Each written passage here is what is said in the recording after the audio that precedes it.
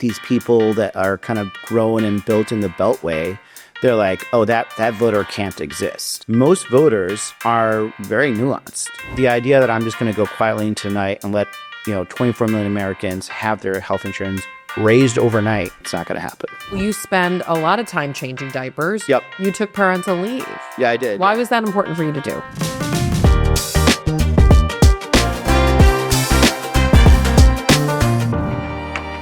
Hi, welcome back to My Body, My Pod, the Reproductive Freedom for All podcast. And we are so excited to have our very good friend, U.S. Senator Ruben Gallego, with us today. Hi, hola, hola. I talk about you all the time, and we're going to learn a little bit more about why I do it.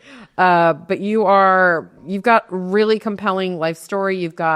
You're one of 2 U.S. senators with newborns in the U.S. Senate. So I think your life story, your work, and your longtime championship of abortion rights and reproductive freedom make you really ideal to be our second guest on this Who's podcast. number 1? It was J.B. Pritzker, Governor Pritzker. So, counts. Yeah. We got 2 solid male leaders to start this conversation. So I'm going to jump right in because I know you, as a father, you actually have to go pick up your kid after this. That's right. So we got to keep it moving. Keep it rolling, yep. So can you talk a little bit about your mom and how you grew up and how that's really affected the way you approach this work as a dad and as a legislator who cares a lot about reproductive freedom? I'm getting right into it. Well, look, my mom was just an absolute rock and a role model, right? My father just basically started stepping out of the picture around 7th grade. So they separated. He was just not a great father even before that, right? He was abusive, mentally, physically abusive, to me, to my mother. She, decided that she needed to make sure that, she raised good kids. Yeah. And so she went and rented a very small apartment, but it was stable, and she was at work raising me and my 3 sisters, and she was a really good role model of what to do right, very resilient, always telling us to work harder and believing in ourselves, right? And even understanding that maybe she didn't understand everything, but she always believed in us. Like I remember at one point, I knew in order for me to get into some good colleges, I needed to take a certain amount of classes. And there's just one class that for some reason they recommended me, they wanted me to do English honors instead of English AP, right? It sounds like very small, but in order for you to get into some of these Ivies, which I wanted to go to Ivy. Which you did. I did. I needed to make sure I stayed on track. And I went and my counselor's like, well, you didn't hit some mark in 8th grade or something like that. I'm like, what the, like that? I'm not in 8th grade anymore. We're, sophomore year. And I realized that there was something in the Illinois high school course book or guidebook for students that said your parents can always opt you into any class, provided you're not, in one of the special needs program or anything like that, or special needs student. And so I went and told my mom, and I think she kind of got it, but me did not get it in general. But she went right to the school and said, put my kid in that AP English class, and that helped keep me on track. And if it wasn't for her just absolutely believing in me and knowing that I had a goal and a plan, and she knew that I needed her backup, I don't think I would have been there. And she, I'm a success, but so are my sisters. They're all very successful women, multiple, I'm the one I think that doesn't have anything beyond a bachelor's degree, So you're the underachiever. I'm the underachiever. Yeah, exactly. And then even my mom, when after she also was done, she went and got her college degree too. That's amazing. Yeah, she's amazing. She's a great role model for strong Latina women. So I feel like growing up with 3 sisters and a strong, independent feminist, can I say? Yeah. Mom really likely shaped the way you think about reproductive freedom. Can you talk a little bit about that? Well, so one of the things that, unfortunately, maybe fortunate for my sisters too, though, is that since they didn't have a father, I had to kind of step in and be kind of a father figure at a younger age. And when you have especially younger sisters, you have to take care of them. And what does that mean? It's like when you go grocery shopping. So all 3 were younger than you? 2 of them were younger. One was 1 year younger. Laura is older than me. But when you go grocery shopping, and it's if tampons are on the list, you're getting tampons, right? Yeah. Doesn't matter if you're a 16, 17-year-old boy, and you have to understand why that is, and you can't be afraid to have conversations with, your sisters about that. And if you start having those conversations early on, you start having a deep appreciation about, life, general, women's anatomy, like their literal ability to have independence, if they have control over their bodies, and just you had to have a lot of those frank conversations as a father figure, and this is at a very young age, but like that does mold you. You start looking at the world in a very, very different way. That's incredible. I didn't know that part of your story. My father actually, similar to you, had 3 younger sisters, so he helped kind of raise as a teen. And we used to always joke like I was the 4th daughter,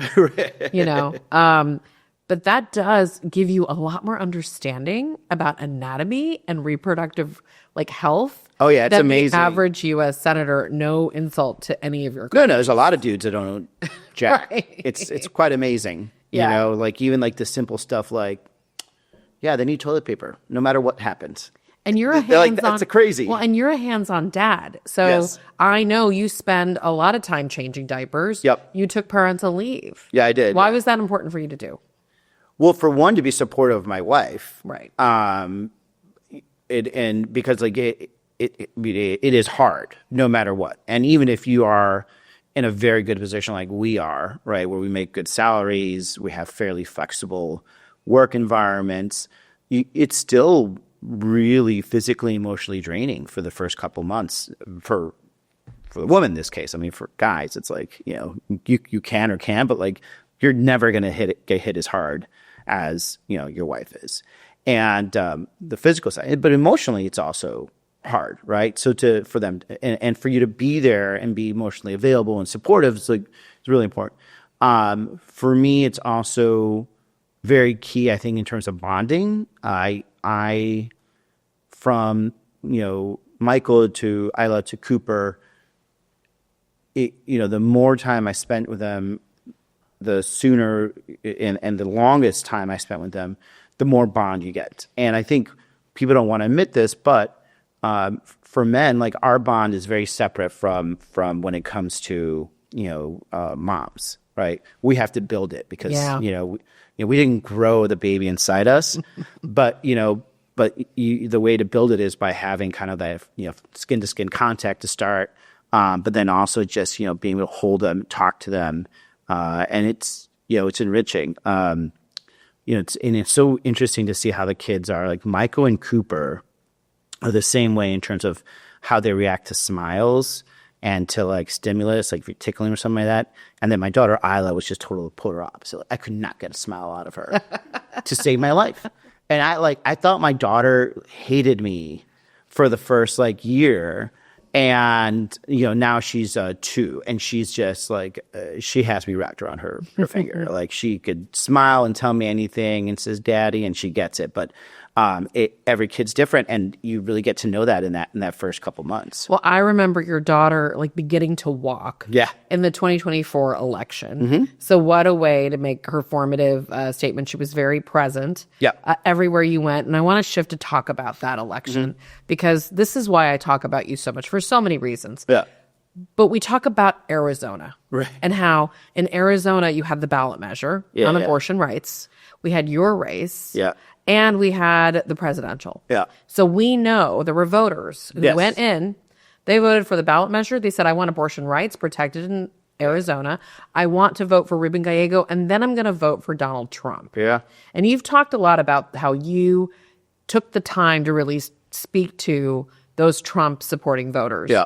We've also spent a lot of time trying to understand how to talk to those voters about abortion. Mm-hmm. I would love for you to talk a little bit about why you think those voters were comfortable voting for you on abortion, the ballot measure, and then Trump.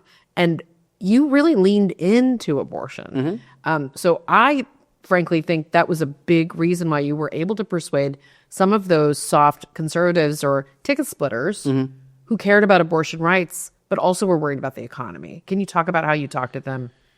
Yeah, I mean, the first thing that you have to kind of wrap your mind around is also to accept that that's actually not weird, right? I think for us, like political people and like these people that are kind of grown and built in the Beltway, they're like, oh, that voter can't exist, right?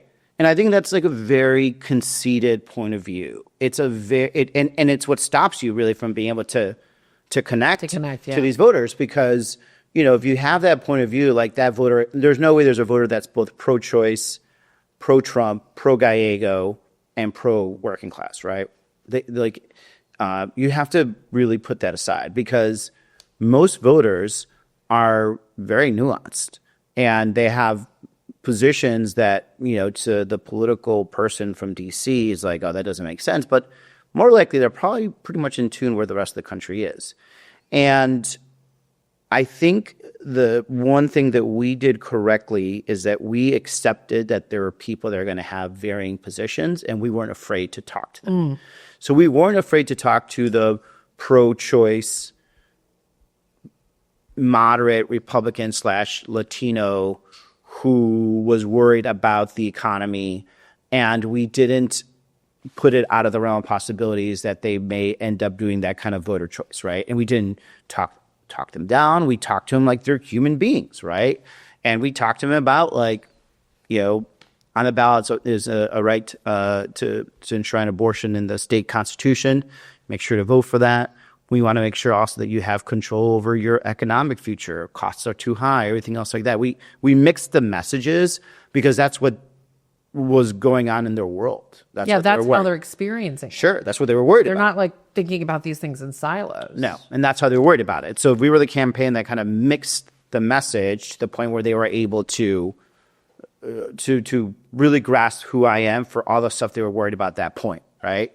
And so I think there was some people that may focus just on choice and didn't do as well, or some people that just focused on the economic issues, these are Democrats talking about, and didn't do as well. But I think the campaigns that could kind of put those worlds together did better, because that's how these people, that's what they were worried about, right? That's right, exactly especially in Arizona. Especially in Arizona, 100% in Arizona. And allowing the voter to have that type of kind of diversity in thought and not looking down upon them makes a big difference. So I think your election is the blueprint. It's a case study for how, as we look at 2025 and 2026, candidates should be thinking about and talking to voters about abortion rights. I keep getting asked, is it still salient this many years after Dobbs? I'm like, yeah, it's one of the top issues in every major race we're looking at right now in just a month, right? What do you think about, I have to ask you this, what do you think about the arguments we've heard from some in the political class that we should moderate on abortion, or we should be running pro-life Democrats in red states? I have my thoughts. I want to hear your thoughts. I mean, look, I'll be honest, like in some places, if we can get a Democrat that's better than not, then sure. But there's always varying degrees of what we're willing to accept. I think there are places where you can have a pro-choice Democrat running in a red state and winning. Like Kentucky. Like Kansas passed a pro-choice amendment, right?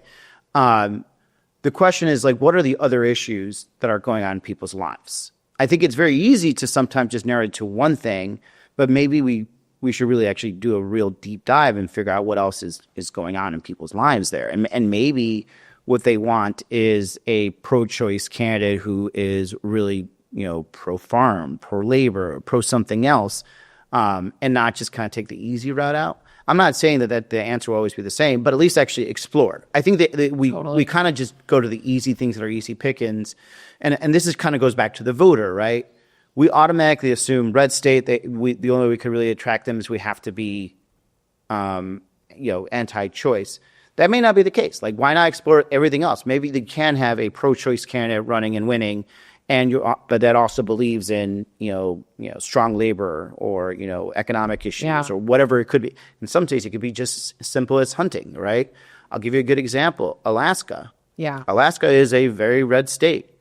The people that win and run in Alaska also happen to be usually very pro-choice, right? But they also have a very different political stance than a lot of Democrats, right? They're pro-hunting. Well, I'm pro-hunter, but there's some Democrats are anti-hunting, right? Maybe they're not great on oil rights, oil leasing, stuff like that, and Democrats maybe don't want to engage in that. But there is a candidate that has one like that. For example, Mary Patolo won statewide a couple of years ago, and she was absolutely pro-choice, but at the same time was not necessarily good on other issues.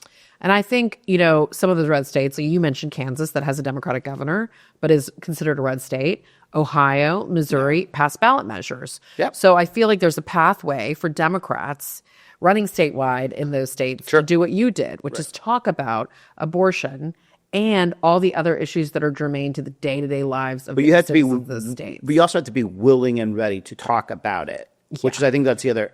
That's a lot of times we just kind of want to just blow past it, right? Yes. Not have conversations with people. And I think a lot of times, some Democrats just aren't willing to even have conversations with quote unquote red voters on any issue. Where they may have a disagreement. Right. Versus I'm not afraid to have right. discussions with Arizona voters, Democrats, Republicans, or Independents, even though we're going to have a disagreement. At least they know where I am. And I think a lot of times we just try to hammer home our issue instead of trying to actually have conversations with the voters. And the voters deserve that. Doesn't matter, again, whether they're Republican or not, they still get to vote. So you might as well try to have that conversation with them. So I think the way that we expand the tent is by talking to Republican and independent voters who are with us on abortion rights and reproductive freedom, and then work to expand our conversations with them and attract them to our party as opposed to running more conservative Democrats, have the frank conversations about the policy issues we know the majority of Americans care about, reproductive freedom being one of them, but school education being another one. There's so many issues. The Democrats are popular. The Democrats have enshrined that voters do care about, but maybe we're not talking frankly enough to Republicans, which it feels like you did, and your examples point to. I can't speak for everybody else, but in Arizona, we have 315,000 more registered Republicans than Democrats, right? And you had to talk to them. As an issue of survival, right? Yeah. You got to talk. Now, the other thing is Arizona is not it sounds weird to say this, but it's not as polarized state as other people think it is. Yeah. And what I mean by that is that, I have lots of Republican friends.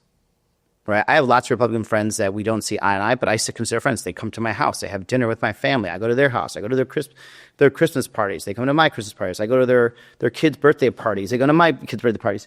And because of that, I think it's easier for Arizona Democrats to have conversations politically that maybe are difficult in other states because this is what we live every day, right? And in terms of using talking about choice as kind of the gateway to get into a conversation, I think that's entirely 100% possible. I think for me and my experience but kind of reaching out to your moderate Republican woman in Arizona, who is the moderate Republican woman in Arizona is very, very pro-choice. That's right. Historically, right? Yes.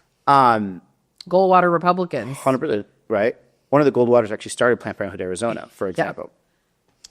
But that was the way to start the conversation.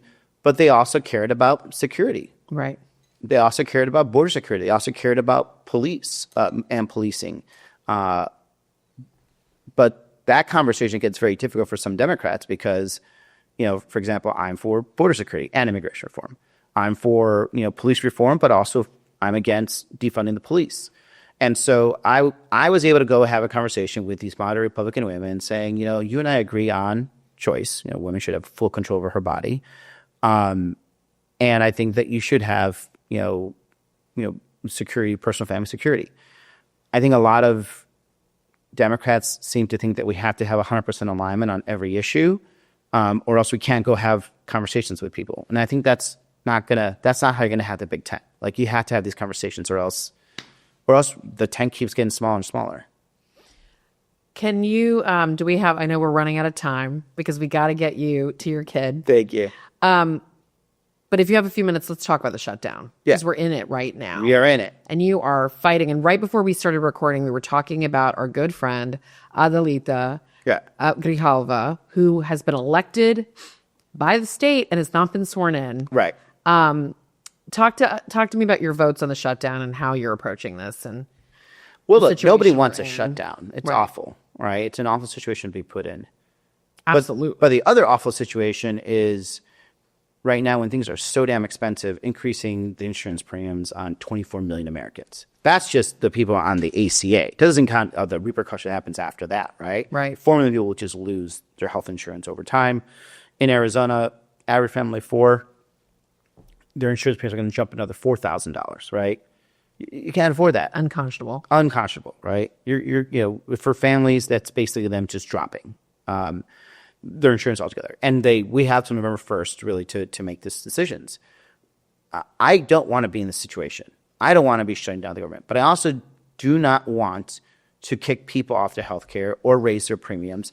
And my Republican colleagues have an option. The option is very, very simple. Come with us. We can negotiate. There's always room to negotiate on the ACA. We get that. Like, hey, it's divided government. But the option is not going to be an easy option for them where I'm just going to let you cut 24 million people from their healthcare, affordable healthcare, right? We're going to have a fight. And hopefully that we could come to a compromise where we both get what we want. But the idea that I'm just going to go quietly into the night and let 24 million Americans have their health insurance raised overnight, plus everyone else beyond that ends up being the repercussions of it. If they think they're going to get an easy vote from me, it's not going to happen. Well, I appreciate you standing up for all of our families. Thank you. I appreciate you standing up for healthcare. The fight around the ACA is a reproductive freedom fight as well, as was the Medicare defunding fight. We had, I got to spend some time with you in Arizona over the summer. I know. God, that was summer. Wow. That was not that long ago. No, it was not. It feels like 500 years ago. It just does, yeah. But I'm looking forward to being back in Arizona with you. I'm so grateful for your leadership on this issue. It's great to have a new dad in Congress to talk to you about these issues. Thank you. When do you think we can potentially pass paid leave? I think next time there's a trifecta, obviously you guys are nonpartisan, but as Democrats, if we hit the trifecta, what we've seen the Republicans do, they basically go around the filibuster whenever it's convenient to them. That's when you go and do stuff like that. And we codify a federal right to abortion. 100%. Yep. Thank you so much for being with us. Thank you. So please join us by texting POD to 59791. Like, follow, subscribe, wherever you find your podcasts. It's great to be with you today. Thank you. Thanks, Brett. Yep.